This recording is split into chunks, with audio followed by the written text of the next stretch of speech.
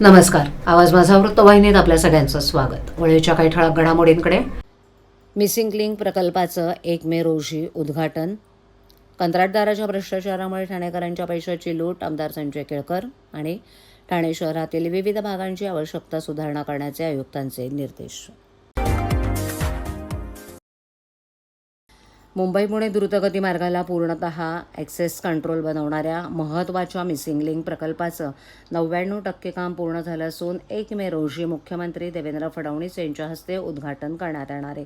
या प्रकल्पामुळे घाटातील वाहतूक कोंडी मोठ्या प्रमाणावर कमी होऊन प्रवास अधिक वेगवान, सुरक्षित आणि सिग्नल फ्री होणार असल्यानं अर्थव्यवस्थेलाही चालना मिळणार असल्याचं उपमुख्यमंत्री एकनाथ शिंदे म्हणाले. उपमुख्यमंत्री शिंदे यांनी आज प्रत्यक्ष स्थळी जाऊन मिसिंग लिंक प्रकल्पाची पाहणी केली. मी स्वतः इथे येऊन कामाची गुणवत्ता तपासली असून काम समाधानकारक झालंय. उर्वरित किरकोळ कामं पुढील काही दिवसात पूर्ण होतील. वेळेत आणि उच्च दर्जानं काम पूर्ण करण्याचे निर्देश अधिकाऱ्यांना त्यांनी दिलेत, असं ते म्हणाले. सुमारे 10.5 किलोमीटर लांबीच्या या प्रकल्पात 2 भव्य बोगदे, उंच व्हायडक्ट आणि टायगर व्हॅलीवरील सुमारे 182 मीटर उंच केबल स्ट्रेड पूल उभारण्यात आलाय. सुमारे 23.75 मीटर रुंद बोगदा हा जगातील सर्वात रुंद बोगद्यांपैकी एक मानला जातो. 70 किलोमीटर प्रतितास वेगानं वाहणारे वारे, मुसळधार पाऊस आणि कठीण भौगोलिक परिस्थितीत हा प्रकल्प यशस्वीरित्या पूर्ण करण्यात आला आहे. लोणावळा तलावाच्या 182 मीटर खालून हा रस्ता जाणार आहे. हा प्रकल्प पूर्ण करणं म्हणजे एक आव्हान होतं, मात्र महाराष्ट्र राज्य रस्ते विकास महामंडळानं हे मोठं आव्हान स्वीकारून प्रकल्प पूर्णत्वास नेल्याचं शिंदे यांनी नमूद केलं. मिसिंग लिंक सुरू झाल्यानंतर घाटातील धोकादायक वळणं आणि वाहतूक पूर्णपणे बायपास होणार असून प्रवासाचा वेळ सुमारे 20 ते 30 मिनिटांनी कमी होईल. या प्रकल्पामुळे घाटातील अपघात जवळपास शून्यावर येतील, असा ठाम दावा शिंदे यांनी केला आहे. त्यामुळे इंधनाची बचत, वेळेची बचत आणि प्रदूषणात लक्षणीय घट होणार आहे. या प्रकल्पामुळे मुंबई पुणे द्रुतगती मार्गाचं अंतर सुमारे 6 किलोमीटरनं कमी होईल. सुरुवातीच्या टप्प्यात हलकी वाहनं आणि बसना प्राधान्य देण्यात येणार असून त्यामुळे घाटातील वाहतूक कोंडी मोठ्या प्रमाणावर कमी होईल. टोलवाढीबाबत स्पष्ट करताना शिंदे म्हणाले की मिसिंग लिंक प्रकल्पामुळे टोलमध्ये कोणतीही वाढ होणार नाही. खालापूर टोल नाक्यावरही सध्या कोणतीही वाढ प्रस्तावित नाही. मुंबई पुणे द्रुतगती मार्ग हा देशातील पहिला ॲक्सेस कंट्रोल मार्ग ठरला आहे. या मार्गामुळे IT, सेवा क्षेत्र, उद्योग आणि रिअल इस्टेटमध्ये मोठी वाढ झाली. आता मिसिंग लिंक प्रकल्पामुळे या मार्गाची कार्यक्षमता आणखीन वाढणार आहे.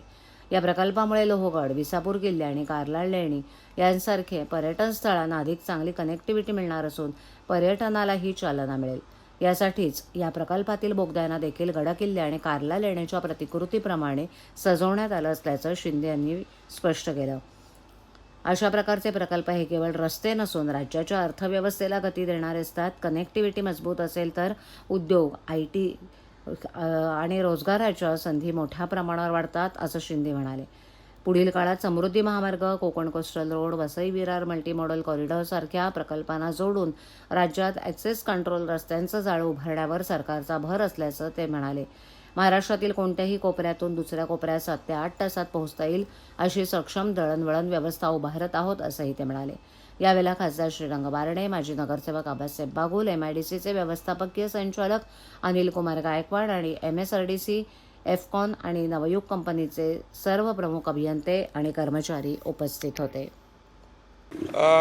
असताना MSRDCने हे चॅलेंज स्वीकारून हा टनेल आणि व्हायडक्ट पूर्ण केलेला आहे.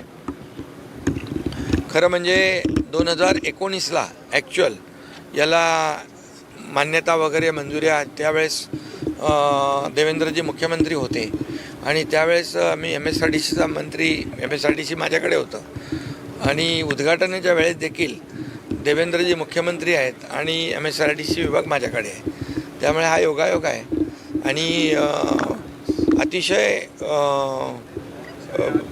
पुणेकरांना आणि मुंबईकरांना वेळ वाचवणारा या टनेल आणि व्हायडक्टमुळे आज आपण जर पाहिलं तर अर्धा ते पाऊण तास हा वेळ कमी होईल आणि घाट सेक्शन जो आहे तिथली वाहतूक कोंडी पूर्णपणे दूर होईल. इंधनाची बचत होईल, वेळेची बचत होईल, प्रदूषण कमी होईल.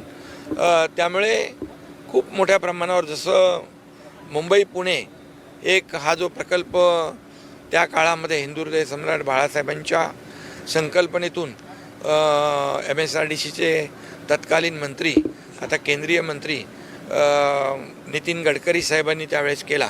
आणि त्यावेळेस देखील आपण पाहिलं की हा फक्त मुंबई पुणे रस्त्यामुळे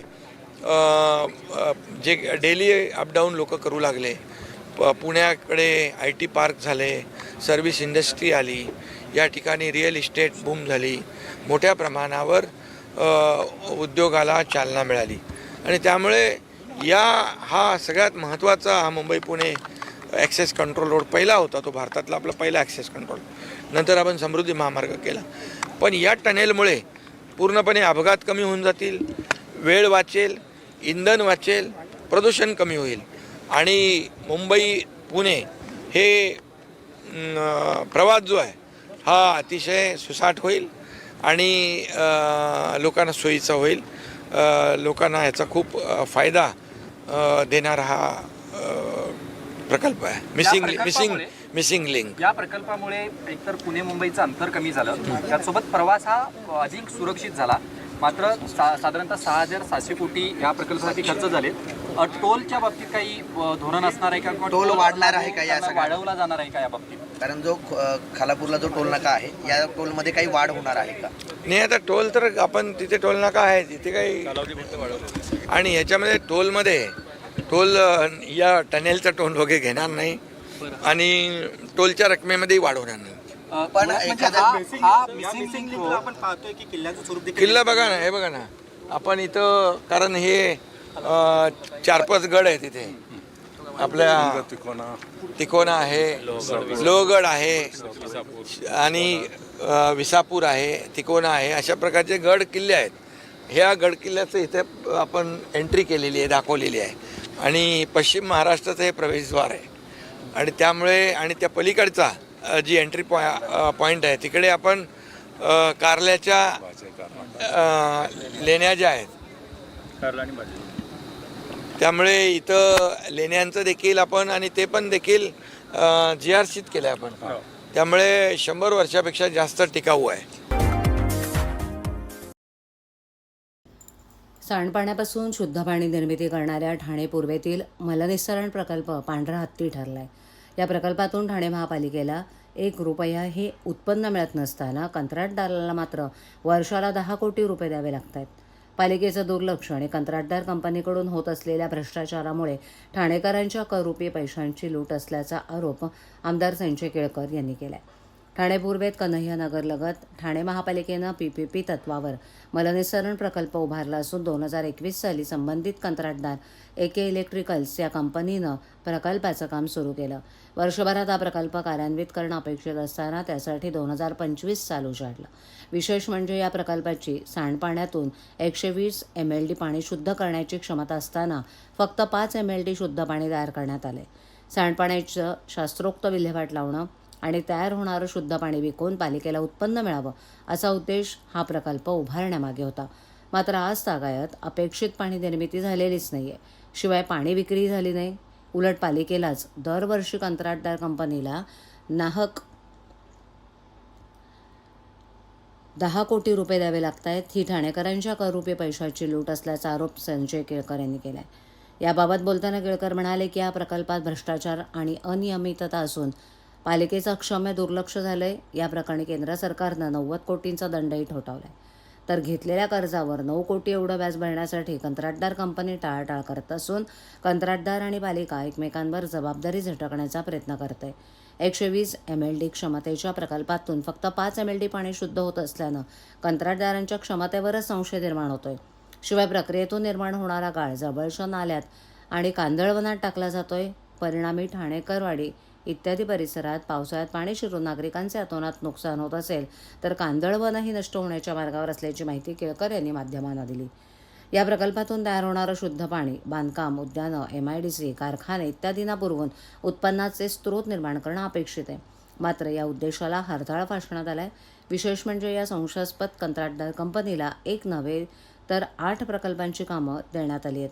त्यामुळे या भ्रष्टाचारात अनेक हात गुंतले असल्याचा आरोप करत केळकर यांनी आम्ही चौकीदार असून यापुढेही चौकीदाराची भूमिका बजावत राहू असं स्पष्ट केलं आहे. स्वच्छ भारत मिशन अंतर्गत देशातील सर्व शहरांच्या स्वच्छतेचं मूल्यांकन स्वच्छ सर्वेक्षण 2025-26 द्वारे केलं जाणार आहे.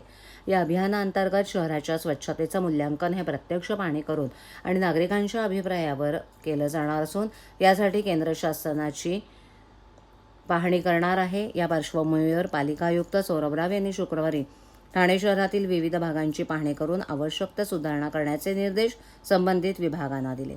स्वच्छ सर्वेक्षण 2025-26 हे अभियान संपूर्ण महाराष्ट्रात 27 एप्रिलपासून सुरू होणार आहे, तर भारतामध्ये याची सुरुवात 25 एप्रिलपासून झाली आहे. या पार्श्वभूमीवर आयुक्त सौरभ राव, अतिरिक्त आयुक्त 1 संदीप माळवी, अतिरिक्त आयुक्त 2 प्रशांत रोडे, मुख्य पर्यावरण अधिकारी मनीषा प्रधान, उपायुक्त मधुकर बोडके इत्यादी विविध विभागांच्या अधिकाऱ्यांसमवेत आयुक्तांनी पाहणी केली. स्वच्छ सर्वेक्षण 2025-26 या अभियानात दृश्यमान स्वच्छता, घनकचरा प्रक्रिया, कचरा वर्गीकरण आणि संकलन, स्वच्छतागृहांची उपलब्धता, सेप्टिक टँक साफसफाईचं यांत्रिकीकरण, स्वच्छता जनजागृती, संस्थात्मक बळकटीकरण आणि नागरिकांच्या तक्रार निवारण प्रणाली अशा विविध बाबींचा समावेश करण्यात आला आहे. उथळसर प्रभागातील कचराळी तलाव परिसरात सार्वजनिक शौचालयांची पाहणी करताना शौचालयावर चिटकवण्यात आलेली जुनी पत्रकं तात्काळ काढण्याच्या सूचना देण्यात आल्या. तसंच शौचालयात नियमित पाणी उपलब्ध राहील याची दक्षता घेण्याचे निर्देश देण्यात आले. रस्त्याच्या कडेला पावसाचं पाणी वाहून जाण्यासाठी असलेल्या पाईपच्या मुखाशी जाळ्या बसवणं, तसंच दुकानदारांनी दुकानाबाहेर ओला आणि सुका अशा 2 कचरा कुंड्या ठेवाव्यात अशा सूचना करण्यात आल्यात. तसंच शहराच्या मध्यवर्ती ठिकाणी असलेल्या मासुंदा तलावाची पाहणी करण्यात आली. तलावाच्या कडेला तरंगत असलेला कचरा त्वरित काढून टाकण्याचे निर्देश देण्यात आलेत. स्वच्छ सर्वेक्षणाअंतर्गत शहराच्या स्वच्छतेचं मूल्यांकन एकूण 12,500 गुणांवर केलं जाणार असून यामध्ये घनकचरा व्यवस्थापन, कचरा वर्गीकरण, वाहतूक, प्रत्यक्ष पाहणी आणि नागरिकांच्या अभिप्रायाला सर्वाधिक 10,500 गुण दिले जाणार आहेत. उर्वरित 2,000 गुण हे प्रमाणपत्र घटकांवर आधारित आहेत. विशेष म्हणजे नागरिकांच्या अभिप्रायाला या सर्वेक्षणात महत्त्वपूर्ण स्थान देण्यात आले.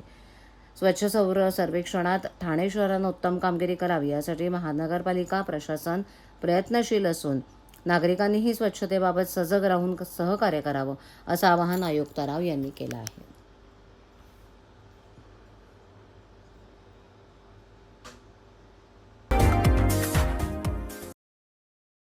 मुंब्रा-दिवा भागात खाडीकिनारी भागात भराव टाकून खारफुटी नष्ट झाल्याचं प्रकरण समोर आल्यानंतर राष्ट्रवादीचे शरद पवार पक्षाचे कळवा-मुंब्रा मतदारसंघाचे आमदार माजी मंत्री डॉक्टर जितेंद्र आव्हाड यांची मुलगी आणि राष्ट्रवादी शरद पवार पक्षाच्या महाराष्ट्र प्रदेश युवक सरचिटणीस नताशा आव्हाड या खारफुटी नष्ट होत असल्यानं आपल्या कार्यकर्त्यांसह मुंब्रा येथील चुहापूल परिसरात गेल्या. त्यांना त्या जागेत प्रवेश करण्यास मनाई करण्याचा प्रयत्न जागा मालकांच्या कर्मचाऱ्यांनी केला. अखेर कार्यकर्त्यांनी घोषणाबाजी केल्यानंतर कर्मचाऱ्यांनी जागेवर बसवलेल्या कुंपणाचं दार उघडलं. तसंच तेथील कर्मचाऱ्यांना जाब विचारला. या कालावधीत तणावही निर्माण झाला होता. ठाणे जिल्ह्यातील मुंब्रा आणि दिवा भागात मोठ्या प्रमाणावर खाडीकिनारी खारफुटींवर भराव टाकण्यात आल्याचं उघडकीस आलंय. मुंब्रा दिवा शहरात यापूर्वीही अनेक ठिकाणी भराव टाकून खारफुटी नष्ट करण्यात आली होती. रिक्षा आणि टॅक्सी चालकांना ठाणे मुंबई महानगरात 1 मे पासून मराठी सक्ती केल्यानंतर काही रिक्षा टॅक्सी चालकांच्या संघटनांनी या निर्णयाला विरोध दर्शवलाय. तसंच आंदोलनाचा इशारा दिलाय. दरम्यान सोमवारी मनसेनं ठाणे रेल्वे स्थानक परिसरात अनोखी मोहीम राबवली. ज्या रिक्षा चालकांना मराठी लिहिता वाचता येतं आणि समजतं त्यांच्या रिक्षेवर मराठीचे स्टिकर चिटकवण्यास सुरुवात झाली आहे. या माझ्या रिक्षात बसा असा आशय या स्टिकरवर आहे. त्याला रिक्षा चालकांचाही चांगला प्रतिसाद आहे. परवानाधारक रिक्षा आणि टॅक्सी चालकांसाठी 1 मे पासून मराठी भाषा अनिवार्य करण्यात येते. मराठी लिहिता आणि वाचता न येणाऱ्या तसंच मराठी भाषेचं ज्ञान नसलेल्यांचं वाहन परवाने रद्द करण्यात येतील असा इशारा परिवहन मंत्री प्रताप सरनाईक यांनी घेतलाय. या निर्णयानंतर ज्या परप्रांतीय रिक्षा चालक किंवा टॅक्सी चालकांना मराठी भाषा येत नाही त्यांच्या अडचणी वाढणार आहेत. दरम्यान या निर्णयास काही रिक्षा टॅक्सी चालकांच्या संघटनांनी विरोध दर्शवला असून आंदोलनाचा इशारा दिलाय. ठाणे रेल्वे स्थानक परिसरातून किमान 7 ते 8 लाख प्रवासी ये जा करतात. ठाणे रेल्वे स्थानकाच्या पश्चिमेला मीटरच्या रिक्षेसाठी सॅटिस पुलाखाली स्वतंत्र थांबा आहे. या थांब्यावर मनसेच्या पदाधिकाऱ्यांनी मोहीम घेतली. ज्या रिक्षा चालकांना मराठी समजतं तसंच जे रिक्षा चालक मराठी आहेत त्यांच्या रिक्षावर मनसेनं स्टिकर चिटकवण्यास सुरुवात केली आहे. त्या स्टिकरवर मी मराठी बोलतो, मला मराठी समजतं, या माझ्या रिक्षात बसा असा आशय लिहिला आहे. मनसेच्या या मोहिमेनं सगळ्यांचं लक्ष वेधून घेतलंय.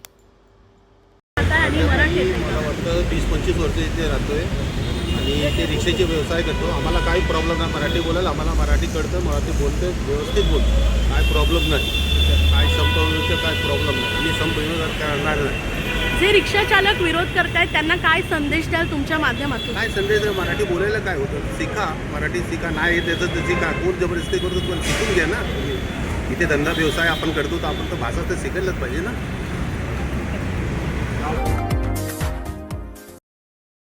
दाभोळी परिसरात घरगुती वादातून संतापलेल्या व्यक्तीनं पत्नी, मुलगी आणि नातीवर चाकून हल्ला केल्याची धक्कादायक घटना घडली आहे. या घटनेत 3 जणी जखमी झाल्या असून त्यांच्यावर उपचार सुरू आहेत. फिर्यादी शगुफ्ता अन्सार, हुसेन अन्सारी या आपल्या पती आणि मुलीसह राबोडी इथे राहतात. काही दिवसांपूर्वी मुलीसह माहेरी आल्या होत्या. त्यांच्या आईवडिलांमध्ये घरगुती कारणांवरून वारंवार वाद होत असल्याची माहिती समोर आली आहे. 25 एप्रिल रोजी मध्यरात्रीच्या सुमारास घरात टीव्ही पाहण्यावरून पुन्हा वाद निर्माण झाला. वडील मोहम्मद तारिक खान यांनी टीव्ही लावण्यास विरोध करत कुटुंबियांना शिवीगाळ केली. यावेळेला आईनं विरोध केल्यानं ते अधिक संतापले. रागाच्या भरात त्यांनी घरातील भाजी कापण्याचा चाकू उचलून पत्नीच्या गळ्यावर वार करण्याचा प्रयत्न केला. यावेळेला फिर्यादी शगुफ्ता यांनी आईला वाचवण्यासाठी पुढे येताच त्यांच्या डाव्या हाताच्या पंजावर आणि उजव्या कोपरावर वार करण्यात आला. तसंच त्यांची मुलगी तुबा हिच्याही हातावर वार करून तिला जखमी करण्यात आला. या हल्ल्यात 3 जखमी झाल्या असून त्यांना तात्काळ रुग्णालयात दाखल करण्यात आल्याचं तक्रारीत नमूद करण्यात आले. या प्रकरणी मोहम्मद तारिक खान याच्याविरुद्ध राबोडी पोलीस ठाण्यात मुलीनं दिलेल्या तक्रारीनुसार गुन्हा दाखल करण्यात आला असून पुढील तपास पोलीस करत आहेत.